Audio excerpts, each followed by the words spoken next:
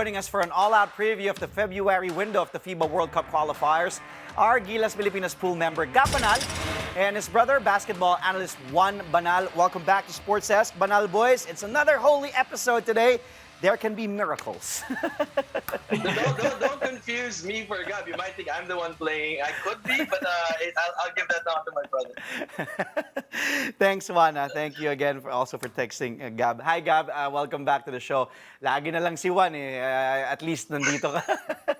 Kahapon lang. Good morning, Juan was here. Andre. Good morning. Gab, okay, since we always have Juan, I'll start with Gab. I'm sure Juan doesn't mind. This is your first Gilas call-up. We were talking off the air. Juan told me about that, yung lumabas sa podcast ni Mikey Reyes. And sabi ko sa'yo, true story ba? Sabi mo, true story. How excited are you considering, a few years ago, you were just about to retire. I saw that clip. And then sabi nga ni Juan, magkukulinary ka na daw dapat.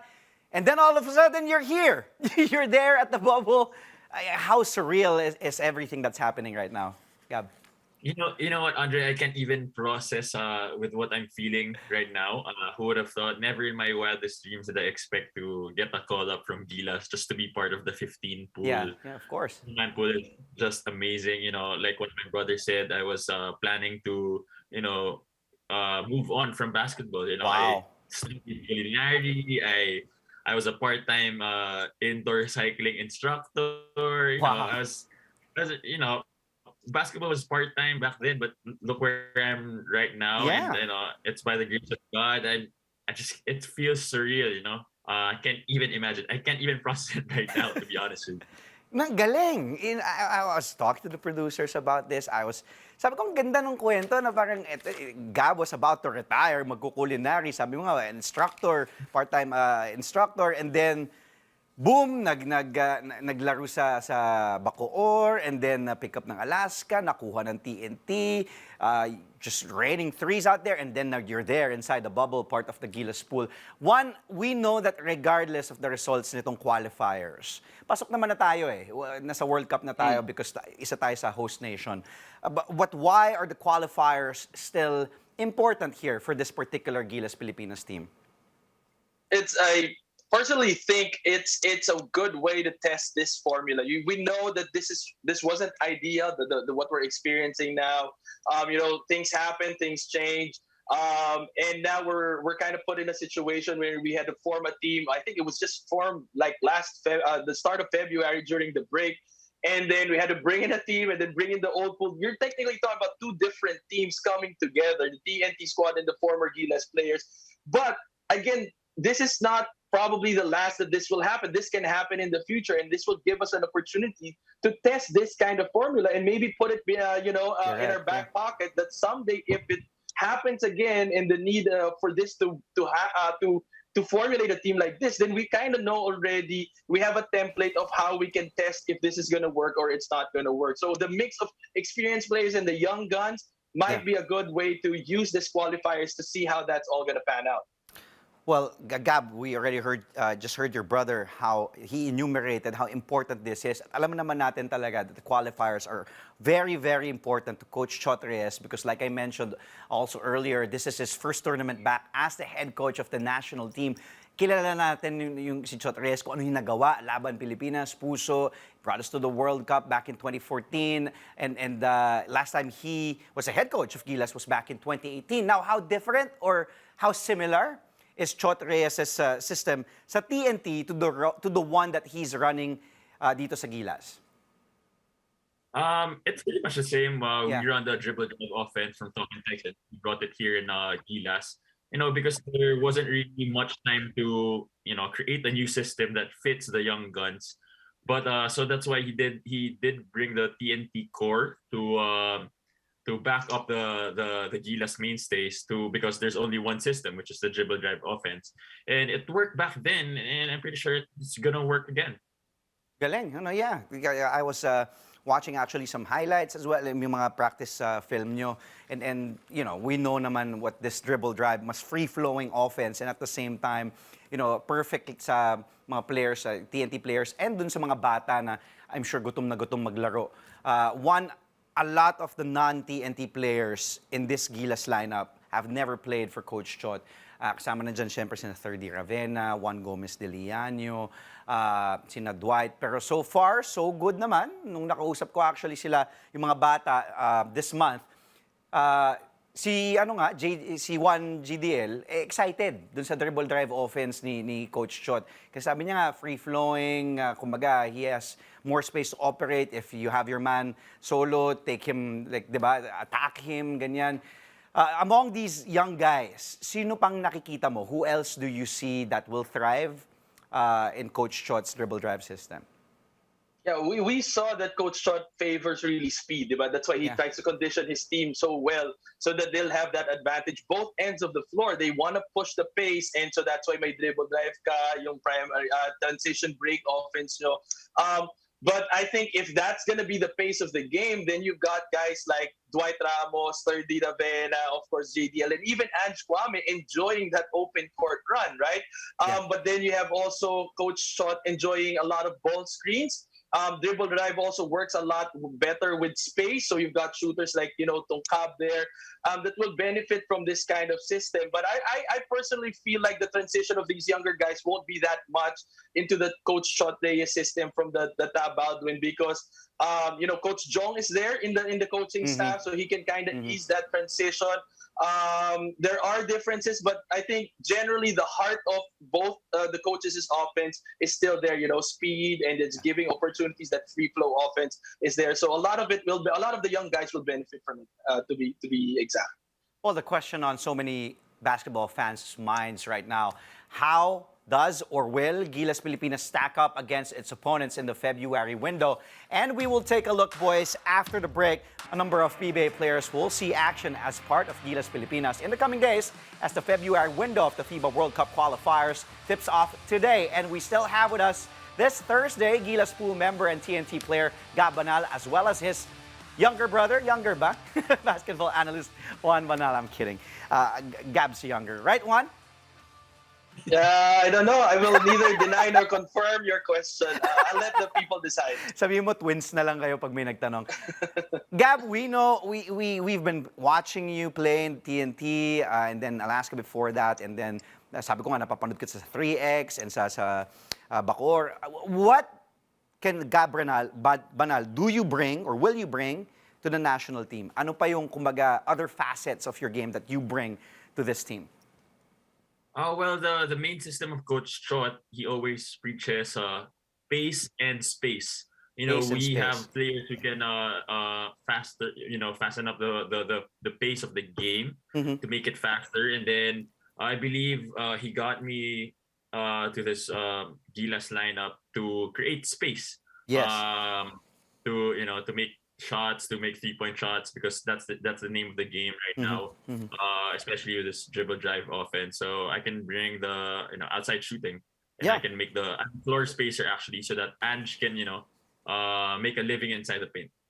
Sarap siguro panoorin nun, if you're there, just chucking those threes in the world stage, in the qualifiers, just jacking up those threes and letting India, New Zealand know who Gab Banal is. However, ito naman si Juan Banal. Ito magaling. Paalam rin ba natin sa kanila kung sino si Juan Banal? Ay, kailangan, Juan. Feeling ko. Juan, Gab is among a number of players who are making their Gilas debut this February window. Kasama na rin doon, actually masaya din ako for him, si Kib Montalvo and Sadi Rangel. What do these boys bring to the Gilas lineup? I think si Kib, very obvious, and what resonates from who he is that animal spirit, diba? Which coincides with the puso of Gilas, right? And just the energy that he brings on the court. His outside shooting is definitely there. Defensively, he's a rugged player, really on your face type of defense. So that's a Kib Montalvo trademark, and that's what he brings to the Gilas team. For Sadi naman, I would say his toughness.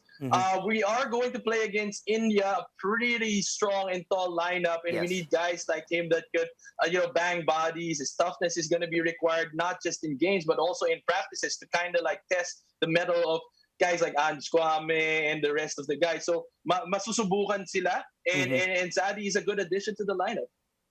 Well, one of the biggest news heading into the February window is the withdrawal of South Korea. We were supposed to face them today and I believe on Monday. Twice dapat natin sila makakalaban in this window. Gigil sila dahil natalo nga natin sila twice din ng last window. So Korea really wanted revenge and wants to qualify for the World Cup. Ikaw, Gab, anong pinag-uusapan nyo dyan? You're part of the team, you're inside the bubble. Ikaw muna, ano yung reaction mo with Korea's withdrawal, of course, because of cases sa COVID-19? To be honest, we were shocked because we've been preparing for Korea for almost 2 weeks now, and we know that Korea will come out with a bang. They want revenge, so they will be hungry. So that's why we were preparing for them for a long time. Plus, we played them twice this window. So we were really preparing for them, all of our schemes, offensive plays, defensive schemes, their individual tendencies. And then suddenly we got the news that, they weren't coming. It's pretty surprising eventually, because our mindset was Korea. But, Coach Chot always preaches to become very agile with the environment and the situation, control the things that you can control, and remain in the moment. So he just, told us to, move on and prepare for our next game, which is, I think, India. Yeah. Juan, how about you? From an analyst standpoint, what was your reaction? I know we briefly touched upon it yesterday, but now is your time. I'll give you the time that you need to explain kung ano yung, sa tingin mo, like your reaction that Korea backed out of this qualifiers because of COVID-19. Yeah, it's disappointing. Definitely, I think for the players, for the team, for the fans, because that's a brewing rivalry in this part of the world, right? The Philippines, Korea, and like we mentioned yesterday, there were a lot of outside the court talks and drama. How both teams are just gearing up to face each other, and Gilas will face, and the games that they'll be playing, 50% of that in this leg will be Korea, supposedly. So in tournaments like this, there are games that you kind of know already how you fare, and so you strategically know how to prepare also coming into a leg, what games you can win, what games you kind of like use as a way to equip you. And Korea was that must win for us. Well, probably, and again, I'm just assuming here that the India and the New Zealand, of course, are going to give your all. The Pusu will always be there, but strategically, they were more of their focus was on Korea. Now that they're out, now we can focus back on New Zealand and India and use this actually to kind of test ourselves against, because these two teams kind of represent the top tier teams or countries in the world, right? Their style of play and who they usually compete against. So we get to test ourselves, and this kind of mix of players, will this fare? Given that we're going to be playing against countries like India and New Zealand, countries similar to them as well in the future. Sayang lang, kasi ako as a fan also, exciting sana mapanood yan, Gilas Pilipinas Korea, yun na nga yung rivalry. But of course, yun nga, control what we can control, sabi nga din ni Gab as per Coach Chot Reyes. Okay, we'll take another quick break, boys. Gab and Juan Banal will still be with us after this really quick timeout. Stay tuned to Sports Desk only here on CNN Philippines, where we go all out for the day's top sports stories. We'll be right back.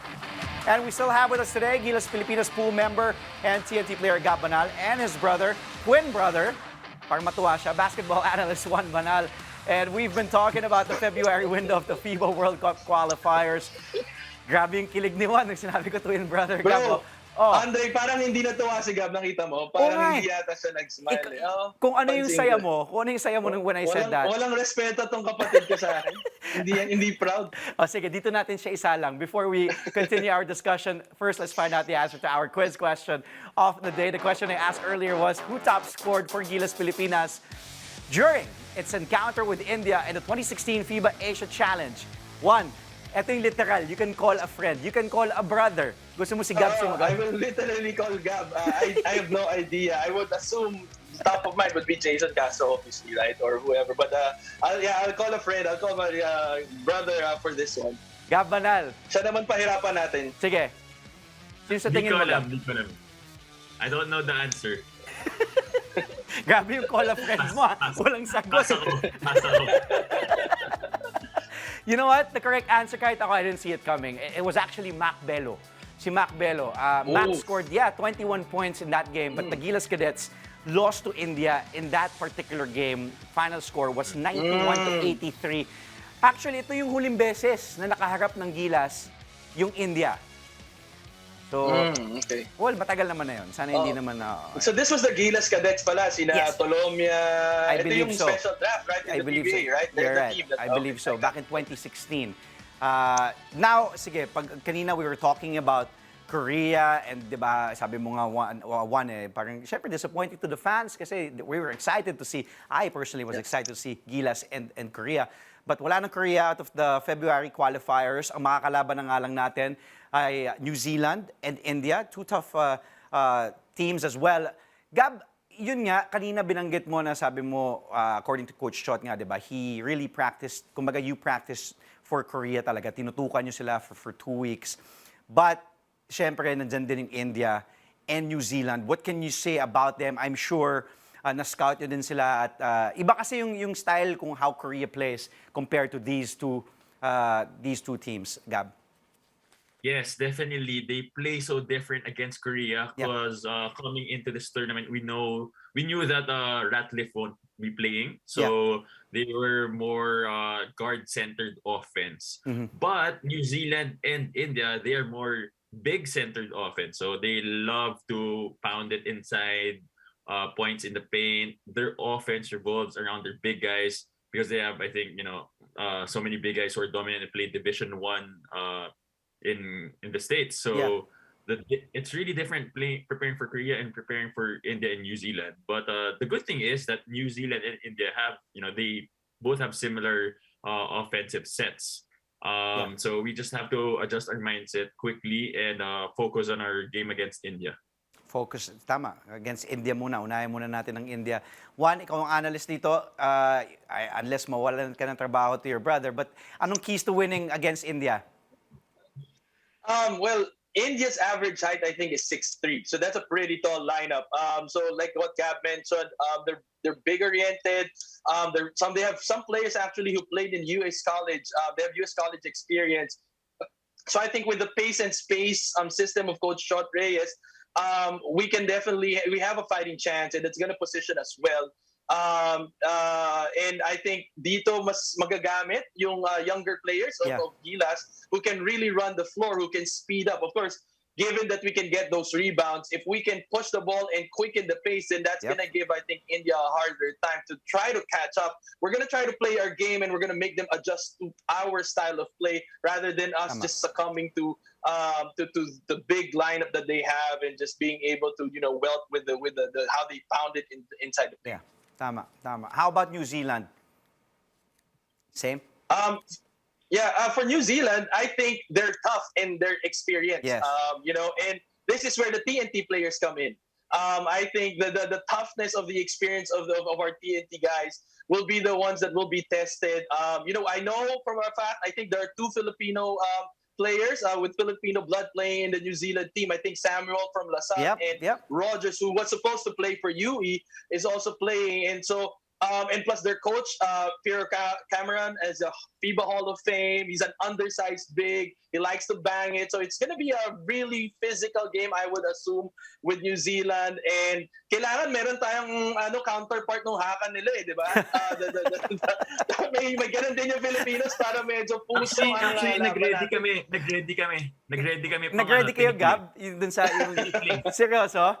Dapat i-request mo, Gab, kay Coach Chot and sa SBP, pahiramin lang, kunin nyo lang 1 game itong si Juan Banal. Doon lang sa panghaka lang.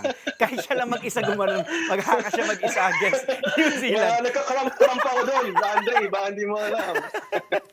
8-8 para Pilipinas. Ang laki nun ng New Zealand, yung taan ni Samuel. Naalala ko yun, played with Kib Montalvo din sa Lasal. Well, boys, it was a good show. It was fun. I had fun. Thank you again also for painting all the fans who are excited for this window for Gilas. Picture of what's gonna happen. Wala nga South Korea, but still, Gab, good luck. Good luck sa Gilas, kay Coach Chot and the coaching staff against India and against New Zealand. Laban Pilipinas Puso. And Juan, thank you again, brother. Thank you. Your job is still safe.